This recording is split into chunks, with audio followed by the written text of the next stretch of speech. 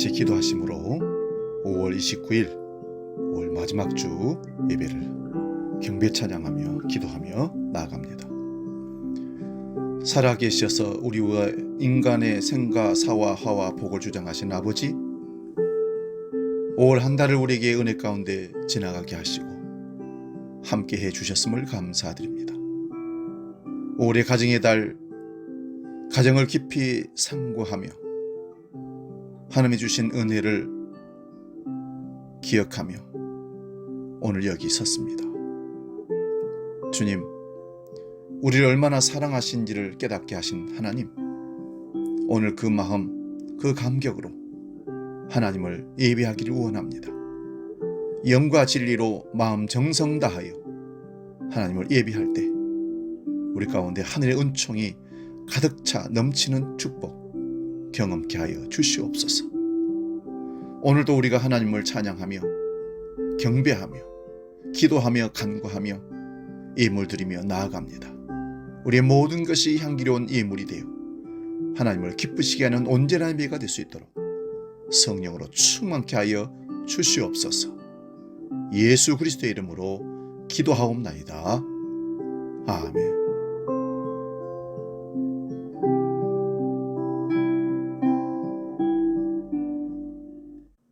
이 시간 경배 찬양 나 주님의 기쁨 되기 원하네, 그리고 나의 모습 나의 소유 이어서 찬양하며 나아갑니다.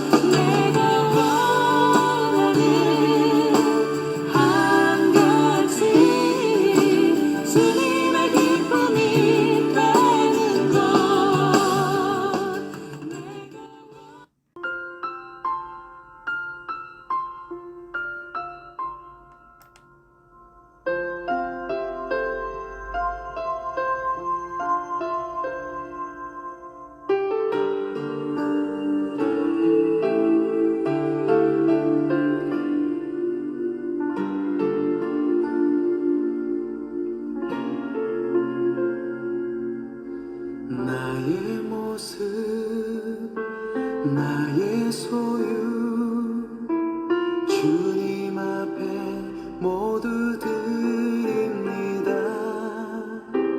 모든 아픔 모든 기쁨 내 모든 눈물 받아 주소서. 나의 생명을 드리니 주 영광 위하여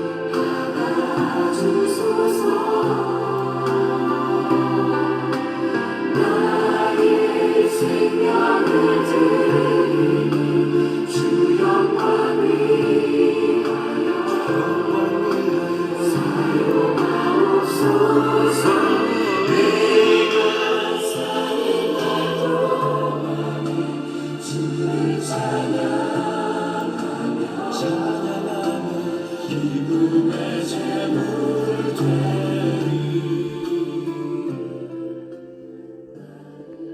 이제 우리 다 같이 마음을 모아 묵상 기도함으로 더 깊은 영의 예배로 나아가기를 원합니다.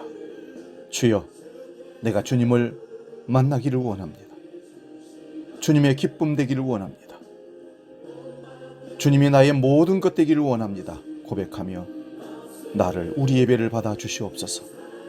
우리 함께 묵상 기도합니다.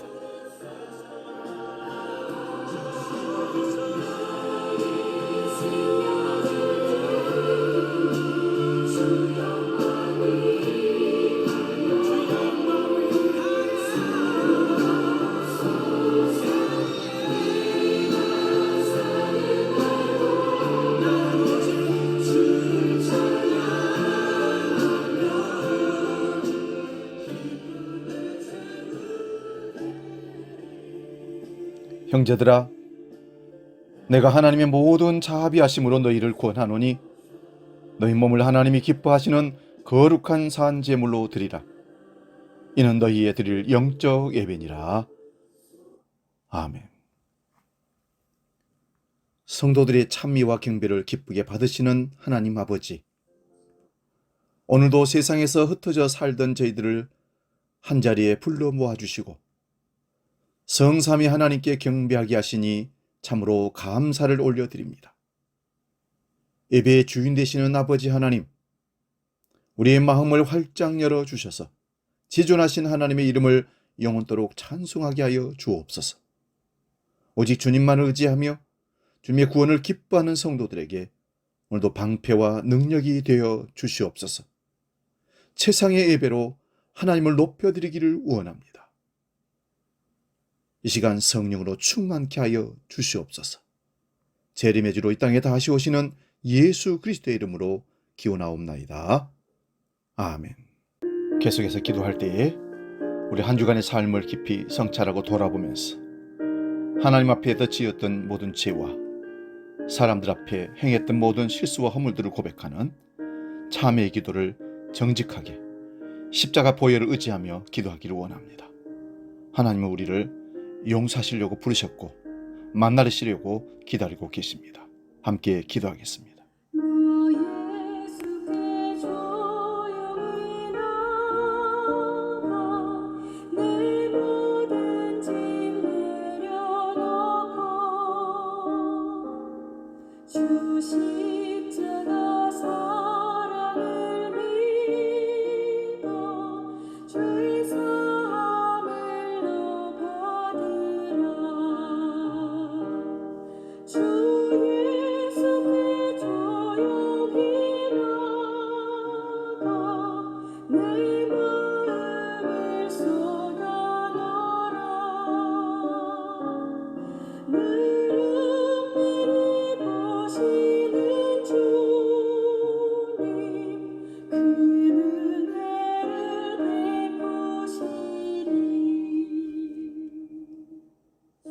이제 들으시기 바랍니다. 하나님께서 우리에게 용서의 말씀을 주십니다. 내가 진실로 진실로 너희에게 이르노니 내 말을 듣고 또 나 보내신 이를 믿는 자는 영생을 얻었고 심판에 이르지 아니하나니 사망에서 생명으로 옮겼느니라.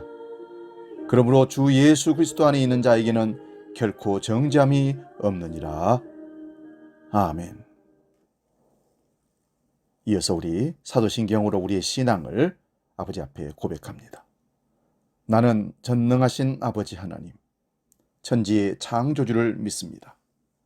나는 그의 유일하신 아들, 우리 주 예수 그리스도를 믿습니다.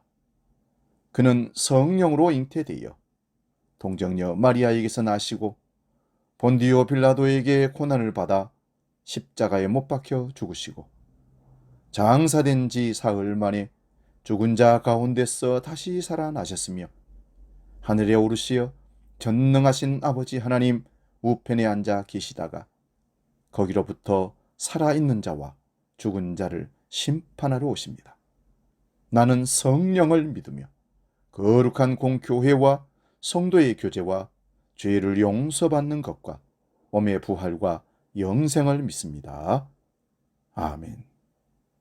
찬송가 382장 너 근심 걱정 말아라 함께 찬송합니다.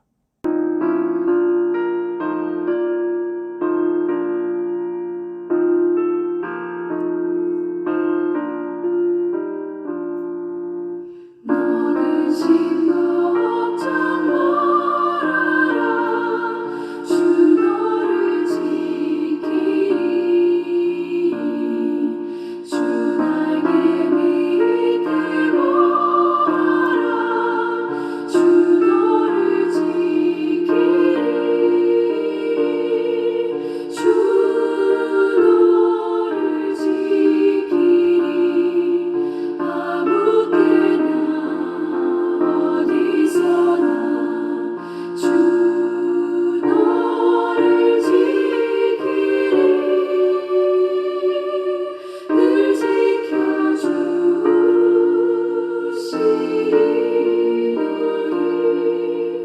어려워 낙심될 때에 주 너를 지키리 위험한 일을 당할 때 주 너를 지키리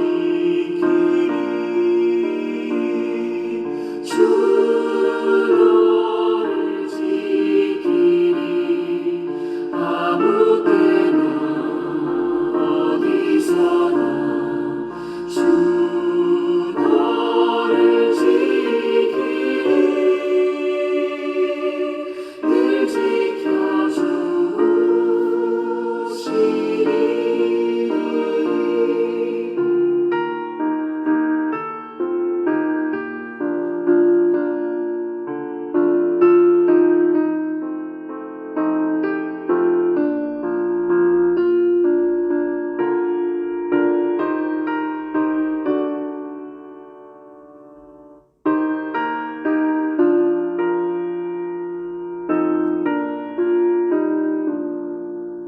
모습은 미리 아시고 주 너를 지키리 구하는 것을 주시며 주 너를 지키리 주 너를 지키리 아무 때나 어디서나 주 너를 지키리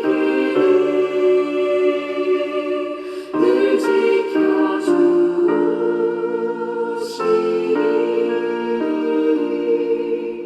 어려운 시험 당해도 주 너를 지키리 구주의 품에 거하라 주 너를 지키리 주 너를 지키리 아무 때나 어디서나 주 너를 지키리 늘 지켜주시리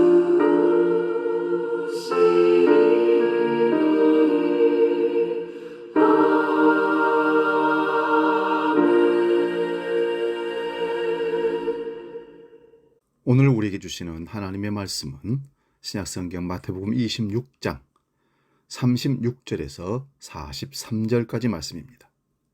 신약성경 47면에 있습니다. 제가 이 하나님의 말씀을 봉독할 때 살아계신 하나님의 음성을 들을 수 있기 바랍니다. 신약성경 마태복음 26장 36절에서 43절 지금 봉독합니다. 이에 예수께서 제자들과 함께 겟세마네라 하는 곳에 이르러 제자들에게 이르시되 내가 저기 가서 기도할 동안에 너희는 여기 앉아 있으라 하시고 베드로와 세베대의 두 아들을 데리고 가실새 고민하고 슬퍼하사 이에 말씀하시되 내 마음이 매우 고민하여 죽게 되었으니 너희는 여기 머물러 나와 함께 깨어 있으라 하시고 조금 나아가사 얼굴을 땅에 대시고 엎드려 기도하여 이르시되 내 아버지여 만일 할만하시거든 이 잔을 내게서 지나가게 하옵소서. 그러나 나의 원대로 마옵시고 아버지 원대로 하옵소서 하시고 제자들에게 오사 그 자는 것을 보시고 베드로에게 말씀하시되 너희가 나와 함께 1시간도 이렇게 깨어 있을 수 없더냐? 시험에 들지 않게 깨어 기도하라.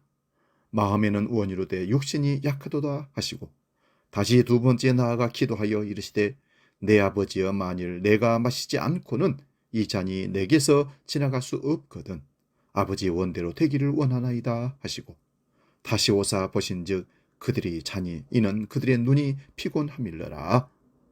아멘. 오늘 봉독한 말씀으로 당신은 누구입니까? 이런 제목으로 말씀을 상고하며 은혜를 나눕니다. 당신은 누구입니까? 여러분은 자기 자신을 쓸모있는 사람, 가치 있는 존재라고 생각합니까? 아니면 쓸모없는 하찮은 사람이라고 생각합니까? 우리는 다른 사람들이 나를 가치 없는 하찮은 존재로 대할 때 굉장히 분노하게 됩니다. 그러나 더 중요한 문제는 다른 사람들이 나를 향해 쓸모없고 가치가 없다고 하는 것보다 나 자신이 나 스스로를 쓸모없고 가치 없는 하찮은 존재라고 생각하는 순간부터 절명하게 된다는 것입니다. 어느 순간 어쩌다가 나는 쓸모없다, 존재의 가치가 없다고 느끼게 되었다면 그때부터 그는 이미 정신적으로 죽은 것입니다. 그래서 그 이후의 모든 삶은 대충 마구잡이로 살아갑니다. 될 대로 되라. 오래전 미국 월마트에서 벌어진 이상한 일이 보도된 적이 있습니다. 직원들이 아침에 출근해 보니 물건들 가격이 엉망으로 매겨져 있었습니다. 30만 원 웃도는 텔레비전이 3달러, 70만 원 넘는 노트북에는 700원, 달걀 한 판에는 100만 원. 누가 봐도 이해가지 않는 가격입니다. 이런 일이 반복되자 당황한 직원들은 카메라를 곳곳에 설치해 밤사이에 일어나는 일을 촬영해 보았습니다. 그런데 놀랍게도 그 가격표 조작의 범인은 월마트 천장에서 무전 취식하는 노숙자였다고 합니다. 세상에는 자기의 가치를 인정받지 못해서 삶을 비관하는 경우가 참 많습니다. 좋은 처지에 있으면서도 스스로 형편없는 가격표를 붙이는 경우도 있습니다. 성경에도 이런 안타까운 사람들이 참 많은데요. 대표적으로 사울 왕입니다. 그는 이스라엘 초대 왕이었으나 권력과 에너지를 충신이었던 자기 사위였던 다윗을 제거하는데 다 소진한 대표적인 어리석은 사람입니다. 이에 못지않게 안타까운 사람은 에서입니다. 그는 야곱과 쌍둥이로 태어난 형입니다. 그는 자신에게 가장 귀중한 재산인 영적 장자권을 가볍게 여기고 멸시한 사람입니다. 평소에 아버지 이삭이 할아버지 아브라함의 믿음이나 이스마엘이 아닌 이삭에게 계승된 복 이야기를 들려줄 때마다 에서는 경홀히 여겼습니다. 장자가 물려받을 수 있는 영적 장자권을 하찮게 생각한 것입니다. 에서가 자신의 가치를 형편없이 매긴 건 역설적이게도 육적인 배고픔에 함몰됐기 때문입니다. 팥죽 한 그릇에 장자권을 밥바꾸는 그 모습을 보면 그의 관심이 얼마나 철저히 자신의 배 채우는 즉 먹는 것에 있었는지 알 수가 있습니다. 결국 자기 애는 자기 가치를 평가절하하도록 만드는 요인임을 알 수 있습니다. 나는 얼마나 가치 있는 사람이라고 여기고 있습니까? 우리는 자신에게 얼마짜리 가격표를 지금 붙이고 있습니까? 이는 내가 무엇에 분노하며 목숨을 거는지를 보면 그 값을 알 수 있습니다.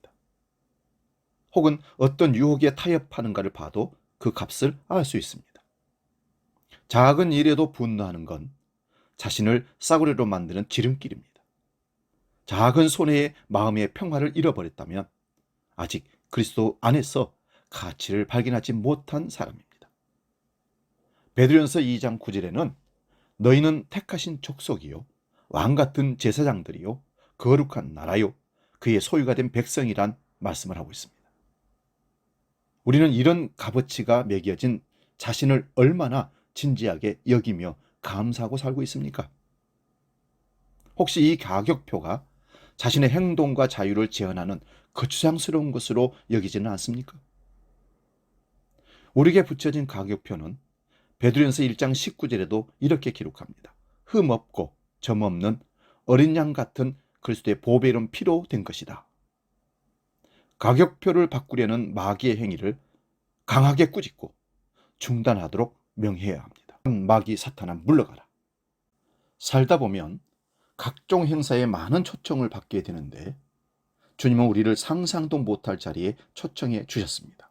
여러분, 사람에게 선택되는 것도 귀한데 하물며 천지 만물을 창조하신 하나님께로 선택되어서 부름받았다는, 초청받았다는 사실은 얼마나 더 영광스러운 일입니까? 그런데 우리는 하나님의 선택과 초청에 과연 감격하고 영광스러워하고 있습니까? 이 마음이 없으면 자신이 가치 있는 존재라는 사실을 모르거나 잊으신 것입니다. 여러분, 우리가 하나님의 형상을 닮은 그의 자녀이기 때문에 존귀한 사람입니다. 하나님께서 우리를 사랑하는 이유는 내가 하나님의 자녀됨으로 하나님은 나를 사랑하시고 나의 모든 것을 책임져 주십니다. 그래서 나는 귀한 존재이고 귀한 사람입니다. 죄인인 우리가 날마다 죄를 짓고 유혹에 빠집니다. 그러나 하나님은 회개하고 돌아오면 그리스도의 십자가의 보혈로 나를 용서해 주십니다. 여러분, 사랑을 하면 상대방을 믿고 신뢰하게 됩니다. 사랑한다고 하면서 상대를 믿지 못한다면 그 사랑은 사랑이 아닙니다. 그래서 진짜 사랑은 언제나 그럼에도 불구하고라는 수식어가 따라붙게 됩니다. 믿음, 소망, 사랑, 그 중에 제일은 사랑이라 했습니다마는 믿음과 소망은 혼자도 얼마든지 할 수 있습니다. 그러나 사랑은 반드시 대상이 있어야 합니다. 믿음을 가질 수 있는 상대가 있어야 사랑이 이루어질 수 있습니다. 여러분, 하나님의 창조물 중 유일무이한 명품 바로 나 자신입니다. 많은 사람은 명품을 갖고 싶어 하면서 자신이 얼마나 가치 있는 명품인지를 알지 못합니다. 우리는 창조주 하나님의 형상을 닮은 모습으로 지음받은 하나님의 자녀의 특권을 가진 명품 중에 명품입니다. 예수님은 공생의 기간 동안 많은 고아와 과부를 돌아보셨고 병든 자를 고치셨고 귀신 들린 자를 회복시켜 주셨습니다. 그리고 말씀을 가르치시고 제자들의 발을 닦아주시며 섬김의 본을 보이셨습니다. 그러면서 주님은 우리에게 마태복음 5장 13절 14절에서 이렇게 말씀하십니다. 너희는 세상의 소금이니 소금이 만일 그 맛을 잃으면 무엇으로 짜게 하리요? 후에는 아무 쓸데없어 다만 밖에 버려져 사람에게 밟힐 뿐이니라. 주님은 우리를 소금이라고 합니다. 우리는 소금은 맛을 내고 부패를 막아주고 녹아서 사명을 다하는 것임을 알고 있습니다. 그것처럼 소금은 사명입니다. 그리고 우리를 빛이라고 하십니다. 마태복음 5장 15절 16절을 봅니다. 사람이 등불을 켜서 말 아래 두지 아니하고 등경 위에 두나니 이러므로 집안 모든 사람에게 비치느니라. 이같이 너희 빛이 사람 앞에 비치게 하여 그들로 너희 착한 행실을 보고 하늘에 계신 너희 아버지께 영광을 돌리게 하라. 빛이 있어야 사물을 볼 수 있습니다. 그래서 빛은 우리의 신분이라고 말할 수 있습니다. 빛을 나에게 비추어 다른 사람들이 나를 알아보게 살라는 말씀입니다.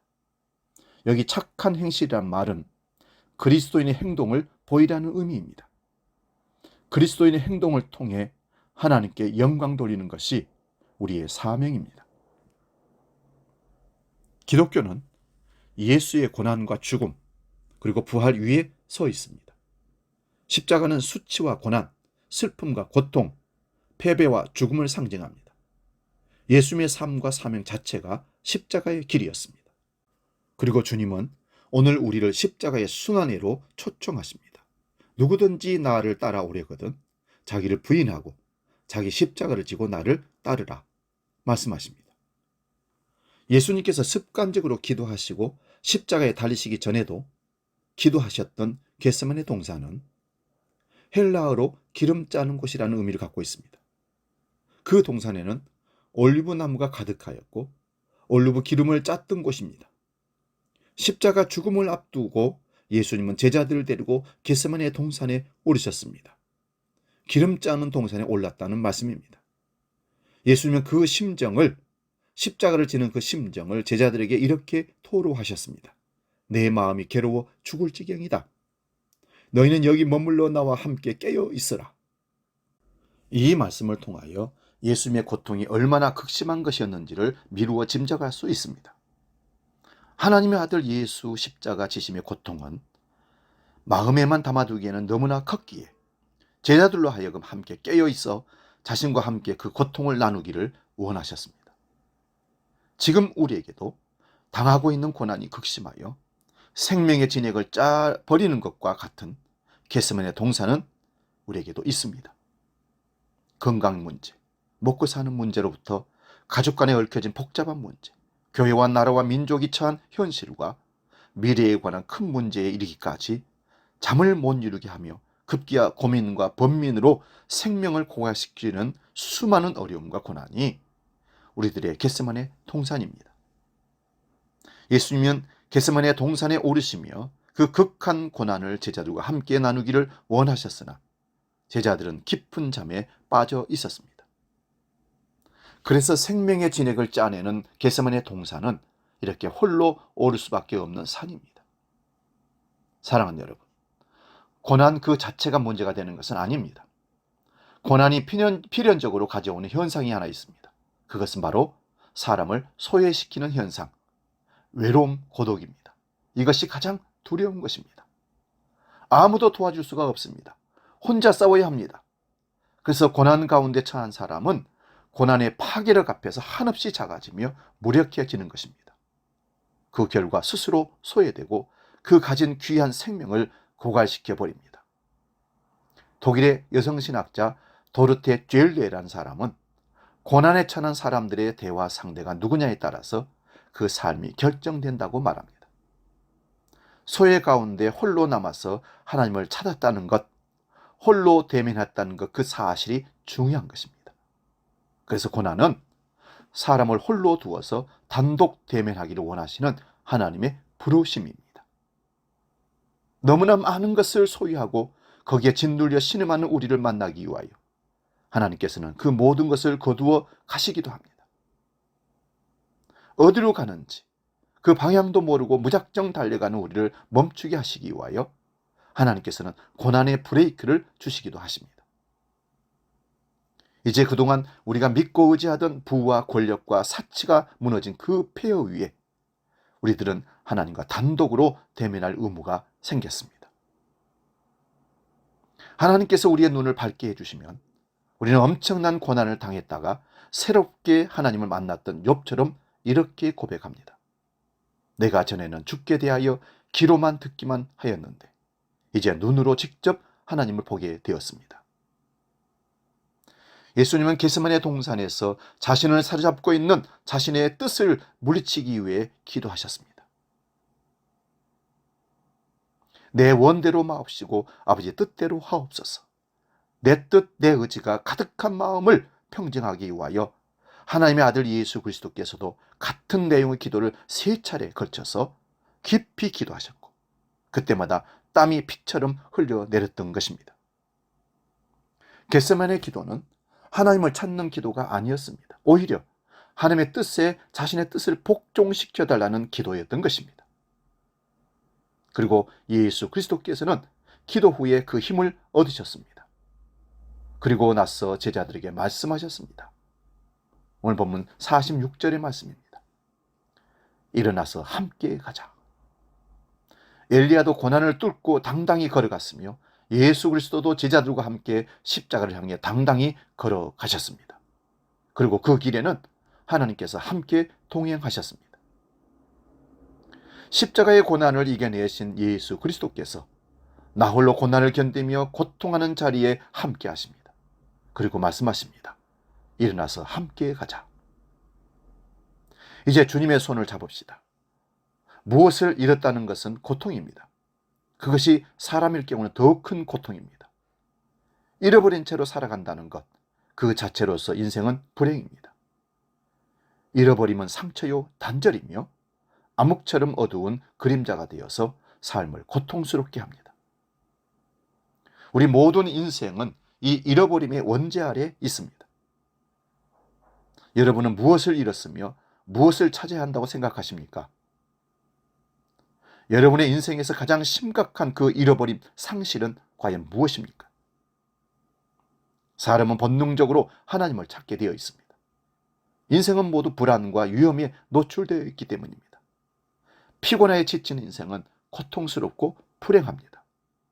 때문에 무엇인가 위안을 받고 싶어 돼지머리를 두고 절하지만 거기에는 참 기쁨이 없습니다. 두 부류의 사람이 있는데 참으로 하나님을 찾는 사람과 하나님을 찾아 위안을 얻으려고 하지만 잘못 찾아서 헛된 인생을 사는 사람이 있습니다. 인생의 참 기쁨은 하나님을 찾을 때 얻습니다. 인간의 불행은 하나님으로부터 멀어지면서 시작됩니다. 구약 성경이 말해주는 이스라엘 역사는 하나님을 되찾는 역사입니다. 하나님을 찾을 때 살 수 있었고 하나님을 잃어버렸을 때 고난이었습니다. 사랑하는 여러분, 하나님을 찾으시기 바랍니다. 세상의 것을 찾으려고 마음과 힘과 정성을 다 쏟아버리고 하나님을 찾을 기력이 다 사라지고 말았습니다. 이제 하나님을 전심전력으로 찾으시기 바랍니다. 찾는 사람은 찾게 된다고 하셨습니다. 그러면 우리는 기쁜 인생을 살 수 있습니다. 에덴 동산에서 아담이 추방된 사건은 인간의 불행이 시작된 것이기도 하지만 동시에 하나님의 아픔이 시작된 사건입니다. 부모가 자식을 잃어버리면 평생을 마음에 아픔을 안고 참 기쁨을 잃어버리고 살아갑니다. 에덴 동산 사건 이후 하나님은 아픔의 시간을 계속 살아오셨습니다. 예수 그리스도의 십자가 사건이 있기까지 하나님이 잃은 자식을 생각하시며 기쁨을 잃고 지내셨습니다. 그 고통이 바로 십자가로 표현된 것입니다. 그것은 사랑이었고 그 사랑은 고통의 시간이었습니다. 하나님은 사람을 찾으십니다. 잃어버린 자녀를 기다리십니다. 그래서 하나님께 진정으로 돌아오는 것은 하나님의 기쁨을 돌려드리는 것입니다. 이것이 잃어버린 양을 찾은 목자의 기쁨이고 돌아온 탕자를 만난 아버지의 기쁨입니다. 사랑하는 여러분, 하나님의 기쁨이 되시기 바랍니다. 잃어버린 일은 고통이지만 다시 되찾음은 큰 기쁨입니다. 오늘 하나님의 기쁨, 사람의 기쁨은 한 곳에 있습니다. 바로 십자가입니다. 예수님의 십자가 사건은 하나님과 인간의 화해라고 바울은 고린도전서 5장에서 증언합니다. 막혔던 담이 흘리고 하나님과 사람이 친교하는 것입니다. 바로 십자가에서 말입니다. 이는 하나님의 은총이요 사랑입니다. 누구든지 돌아오기만 하면 십자가의 은총 아래 모든 사람이 하나님의 자녀가 됩니다. 하나님의 참 기쁨은 회개하는 사람에게 있습니다. 세상으로 향한 그 발걸음과 그 마음을 날마다 주께로 돌이키는 것입니다. 관점을 주님께 맞추는 것입니다. 오늘 본문에서 우리 주님은 이 땅에 오신 목적으로 바로 십자가에 못 박혀 죽으시는 것이었습니다. 우리 주님은 그 마지막 밤을 기도로 지새우셨습니다. 십자가를 지는 것은 육신으로 할 수 있는 것이 아니라 오직 하나님께로부터 오는 능력으로만 할 수 있는 일이기에 주님은 그 마지막 밤을 기도로 지새우셨던 것입니다. 사단은 사람을 시험하기에 앞서 그 사람이 기도하는 일에 실패하도록 방해를 합니다. 사탄은 주님의 기도도 방해했습니다. 그 방해가 얼마나 극심했던지 주님께서는 땀을 핏방울같이 쏟으며 기도하셨고 심지어 천사까지도 도왔다고 말씀하고 있습니다. 기도는 시험의 시작이며 십자가의 시작입니다. 이 같은 기도에 실패한 베드로는 기도 대신 잠에 빠져 있었습니다. 이미 그는 시험에 든 것입니다. 시험에 빠진 베드로는 예수님께 십자가를 지우러 오는 자들과 검으로 대항했습니다. 이런 베드로의 행동은 용감한 것 같으나 사실은 십자가를 거부하려는 몸부림입니다. 그는 십자가를 받아들이기보다 자신의 육적인 생각으로 대항하여 십자가를 모면하리라 했던 것입니다. 사랑하는 여러분, 십자가는 스스로 만드는 것이 아니요 받아들이는 것입니다. 시험에 빠지게 되면 주님은 작게 보이고 세상은 크게 보이는 것입니다. 영적인 것은 보이지 않고 육신의 것만 보이게 되는 것이요. 그러한 사람은 허탄한 욕심과 이름 모를 공포심으로 날마다 살아가게 됩니다. 시험에 든 베드로는 그는 살기 위해서 양심을 속이는 행동을 서슴지 않았습니다. 주를 위하여 죽겠다는 그가 조그마한 계집아이 앞에서조차 주님을 부인하고 심지어 주님을 저주까지 하고 배신했습니다. 그는 스스로의 목숨을 지키고자 하는 치졸한 인간의 모습을 보여 사단에게 만족감을 주었던 타락한 자였습니다. 예수님은 십자가의 고통을 눈앞에 두고서도 조금도 비굴해하거나 도피하려고 하지 않고 십자가의 길을 힘있게 걸어가셨습니다. 신앙의 길은 매일 십자가의 도전입니다. 예수님께서는 십자가로 도전하는 마지막 그 준비의 밤을 겟세마네 동산에서 기도하시면서 보내셨습니다. 주님이 지고 가신 십자가의 무게가 얼마나 무거웠을까요? 그리고 얼마나 외로우셨을까요? 얼마나 마음 저리고 쓰리셨을까요? 거절당함의 상처로 이토록 못 견뎌 속상했을 주님을 깊이 한번 생각해 봅니다. 그래서 주님은 우리를 거절하지 못하십니다. 왜냐하면 그 아픔이 얼마나 큰 것이고 고독한 것을 알기 때문에 그렇습니다. 우리가 외로울 때 늘 우리 곁에 머물러 계십니다. 그래서 주님은 우리의 힘듦을 대신 감당하십니다. 그럼에도 불구하고 한시 동안도 깨어있을 수 없다고 자신을 합리시키는 당신은 도대체 누구십니까? 그럼에도 십자가 밑으로 나아가지 아니하고 멸류관만 생각하는 당신은 도대체 누구십니까? 그럼에도 겟세마네의 기도를 외면한 채 힘들고 어렵다고 투덜대는 당신은 도대체 누구십니까? 그렇게 바쁘고 그렇게 힘들고 그렇게 분주하게 사는 당신은 주님을 십자가에 또다시 못 박는 노망 군인 편이십니까? 어떻게 받은 은혜이며 어떻게 받은 축복의 삶인데 아직도 여전히 소유와 안일 그리고 세상의 쾌락과 명예를 위하여서 세상 앞에서 열심히 주님을 부인하고 또 배신하고 있는 당신은 도대체 어떤 사람입니까?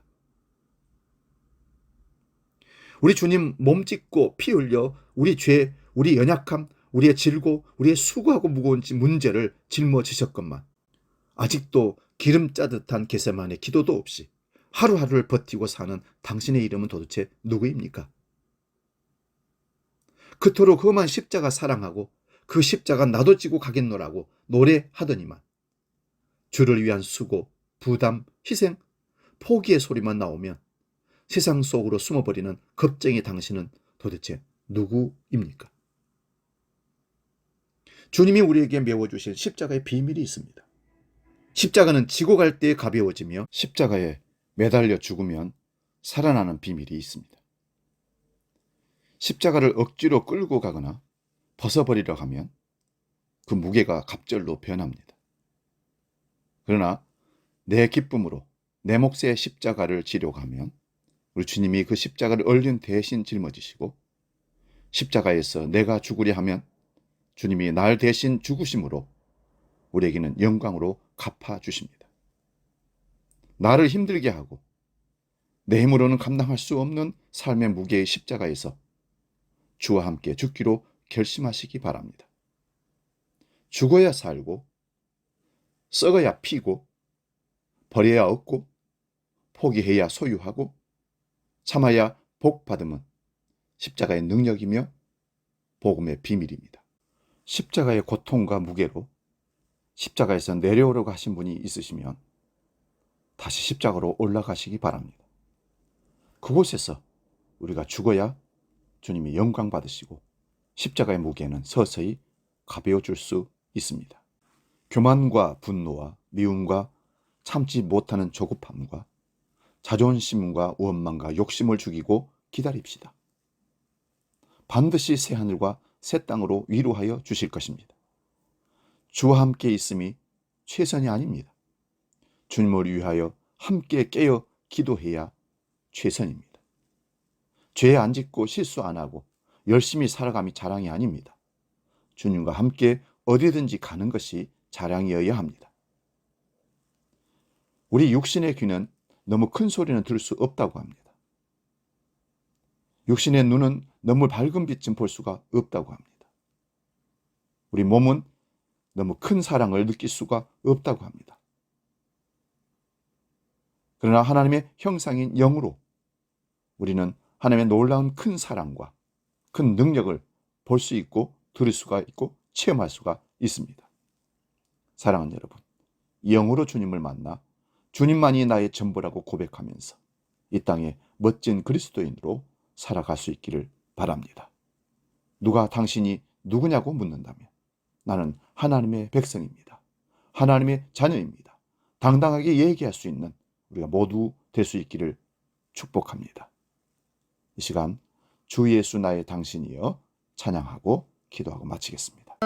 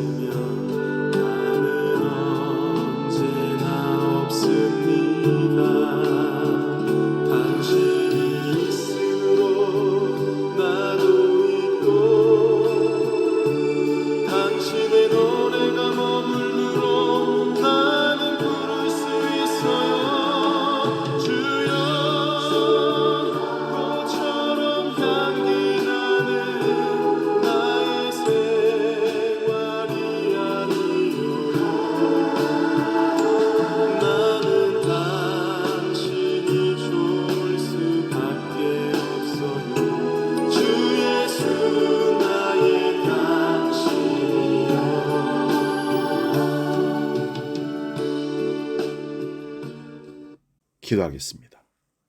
하나님, 우리가 독생성자 예수 그리스도를 통해 죄 사함을 받고 주의 백성된 가치를 결코 잊지 말고 우리에게 지워주신 십자가가 아무리 무거워도 그 사명을 감당하며 주님과 함께 동행하는 삶을 살게 하여 주옵소서. 그래야 자신이 누구인지, 신분이 누구인지를 확인하고 우리가 걸어갈 목적지가 어디인지를 확인하고 제대로 살아가는 그리스도인 되게 하여 주시옵소서. 연약한 저희들에게 오늘도 힘을 다하셔서 내가 누구인지를 확실히 알고 말하며 행동하는 우리 모두가 되게 하여 주시옵소서. 이어서 오늘 드려질 헌금을 놓고 봉헌 기도하겠습니다. 거룩하신 아버지 하나님, 하루하루 사는 것이 버겁고 힘들지만 돌아서 보니 하나님이 지키시고 보호하시고 인도하심으로 오늘 우리는 여기 있음을 고백합니다. 베푸신 그 은혜를 기억하여 오늘도 물질을 구별하여 그 물질의 믿음을 담아 하나님 앞에 올려드립니다. 성삼위 하나님께서 친히 받아 주장하여 주시고 목적하신 대로 사용되는 물질 되게 하여 주시옵소서. 신앙의 표징인 11조를 구별해 드립니다. 모든 것이 하나님 것임을 고백하는 믿음의 고백이 오니 받아 주시옵소서. 신앙생활의 원리인 감사의 예물을 아버지 앞에 드립니다. 사명의 의지를 깨달아 선교 헌금과 건축 예물을 드립니다. 주여, 주님 것을 주님께 드렸사오니 받아 흠량하여 주옵소서. 예수 그리스도의 이름으로 축복하고 기도하옵나이다. 아멘. 찬송가 633장 나의 하나님 받으소서 함께 찬양하며 봉헌하겠습니다.